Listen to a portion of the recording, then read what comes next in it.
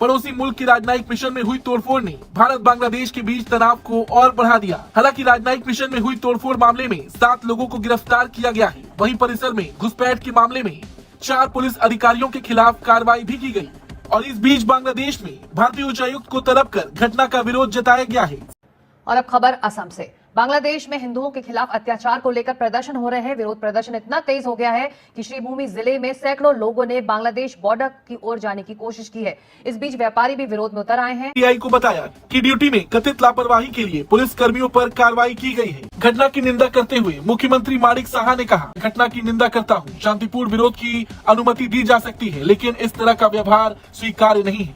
दुनिया के किसी भी मुल्क में, चाहे वो जमहूरियत हो, चाहे डिक्टेटरशिप हो या बादशाहत हो, सफीरों को एक खास मकाम मिलता है, एक खास लिबर्टी हासिल होती है, एक खास एमनेस्टी होती है। चाहे मुमालिक आपस में जंग भी क्यों ना लड़ रहे हो, वहां के सफीरों को कोई हाथ भी नहीं लगाता। हत्ता के पुराने जमाने में आप चले जाएं, जो बादशाही निजाम होता था, सल्तनतें एक दूसरे की तरफ जो पैगाम रसां भेजती थी, जिन्हें सफीर भी कहा जाता था, वो लोग भी मुकम्मल तौर पर पैगाम पहुंचाते वक्त अपने आप को किसी खौफ का शिकार नहीं समझते थे, क्योंकि ये रूल बनाया गया था कि जो भी सफीर आएगा, चाहे वो कोई भी पैगाम दे, उसका गला नहीं काटा जाएगा, उसे कत्ल नहीं किया जाएगा, ना ही कैद में डाला जाएगा।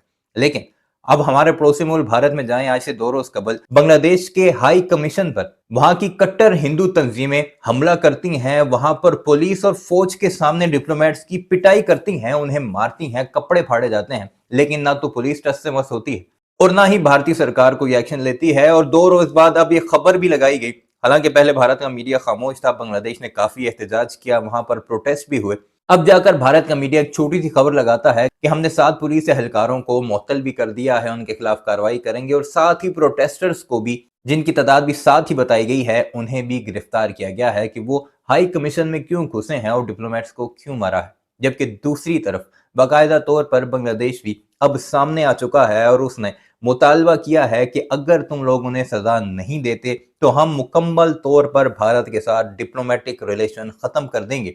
और उसका फिर सारे का सारा ब्लेम जो है वो भारत पर आ जाएगा, जो कि अपने आप को दुनिया की सबसे बड़ी जमहूरियत करार देता है। उसके साथ साथ मुख्तलिफ इलाकों से अब बांग्लादेश के बॉर्डर की तरफ लोग जा रहे हैं, प्रोटेस्ट कर रहे हैं और ये क्लेम कर रहे हैं कि बांग्लादेश में हिंदुओं पर जुल्म हो रहा है, उन्हें मारा जा रहा है, कत्ल किया जा रहा है। और इसका सारे का सारा जो किया धरा है वो नरेंद्र मोदी के गोदी मीडिया का हाथ है, जो कि ऐसी फेक न्यूज जो कि सोशल मीडिया पर चलती हैं, उन्हें अपने प्राइम मीडिया का हिस्सा बनाता है। और फिर लोग भड़क कर हाई कमीशन पर भी हमला करते हैं, बांग्लादेश की बॉर्डर की तरफ मार्च भी करते हैं। और हत्ता कि ममता बनर्जी, जो कि भारतीय बंगाल की चीफ मिनिस्टर हैं, उन्होंने तो बाकायदा नरेंद्र मोदी को एक लेटर लिखा है और उसमें ये कहा है कि बांग्लादेश के ढाका पर फौज कशी की जाए और वहां पर कब्जा किया जाए फौज के थ्रू, और बांग्लादेश को भारत का हिस्सा बनाया जाए ताकि हम वहां के हिंदुओं को बचा सकें। आप ये माइंडसेट चेक कीजिए, जैसे ही ये हसीना जाती है कैसे इन्हें तकलीफ पहुंचती है कि पाकिस्तान की इन्वॉल्वमेंट वहां पर बढ़ चुकी है। क्या कुछ चल रहा है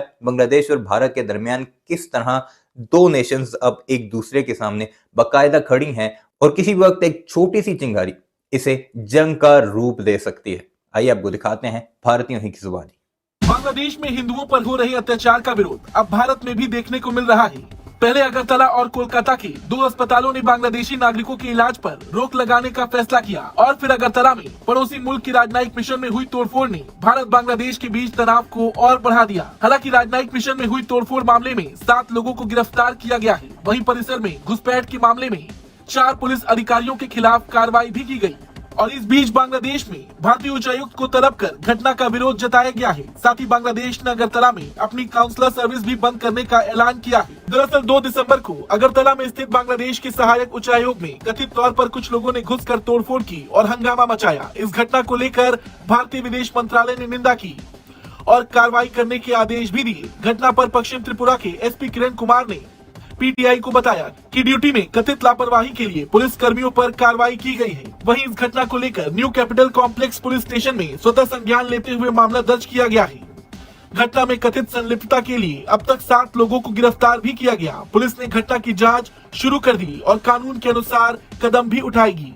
एसपी ने बताया कि घटना के बाद वाणिज्य दूतावास में सुरक्षा बढ़ा दी गई और सीआरपीएफ तथा त्रिपुरा स्टेट राइफल्स के जवानों को तैनात किया गया है। ये घटना 2 दिसंबर को उस वक्त हुई जब हिंदू संघर्ष समिति के कार्यकर्ता हिंदू नेता चिन्मय कृष्णदास की गिरफ्तारी और बांग्लादेश में अल्पसंख्यकों पर हो रहे अत्याचारों का विरोध कर रहे थे। घटना की निंदा करते हुए मुख्यमंत्री माणिक साहा ने कहा, विरोध रैली के दौरान युवाओं के एक समूह ने अगरतला में बांग्लादेश के सहायक उच्चायोग कार्यालय में घुसने की कोशिश की। मैं घटना की निंदा करता हूं। शांतिपूर्ण विरोध की अनुमति दी जा सकती है, लेकिन इस तरह का व्यवहार स्वीकार्य नहीं है। वहीं बांग्लादेश के विदेश मंत्रालय ने ढाका में भारतीय उच्चायुक्त प्रणय वर्मा को तलब किया है। प्रणय वर्मा को 2 दिसंबर को अगरतला में बांग्लादेश के सहायक उच्चायोग में हुई घटना पर बांग्लादेश का विरोध दर्ज कराने के लिए बुलाया गया है। सूत्रों का कहना है कि प्रणय वर्मा ने बांग्लादेश के विदेश मंत्रालय के कार्यालय में कार्यवाहक विदेश सचिव रियाज हमीदुल्ला से मुलाकात की है।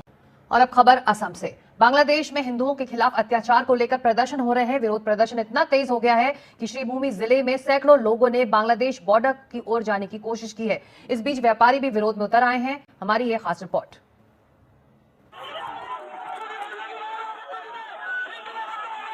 ये तस्वीरें भारत बांग्लादेश सीमा की हैं।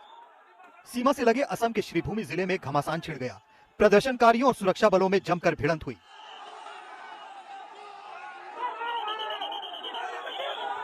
भारत में ये बवाल कटा है बांग्लादेश में हिंदुओं पर हो रहे अत्याचार के विरोध में।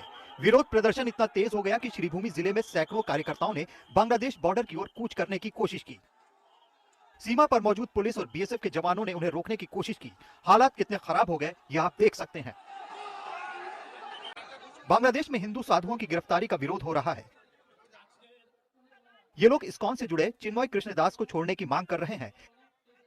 इन प्रदर्शनकारियों ने चलो बांग्लादेश का नारा दिया, सीमा तक पहुंच गए। कुछ चिंता की विषय है और सनातनी ऐक्य मंच का जो पोजीशन है या जो आज सुल्तानकंडी में जो हो रहा है वहाँ में तो हमारा बीजेपी का लोग भी गए तो उसी से आप पता चल सकता है कि हम लोग कितना चिंतित है और हम लोग का जो प्रेयर है बांग्लादेश का जो हिंदू लोग हैं उनका साथ है। हम लोग चिंतित हो परेशान भी हो, लेकिन मैं विश्वास करता हूं कि मोदी जी कुछ ना कुछ हल निकालें। यहाँ सीमा पर सुतरकंडी ट्रेड सेंटर से जरूरी सामान का आयात निर्यात होता है। फिलहाल ये रोक दिया गया है।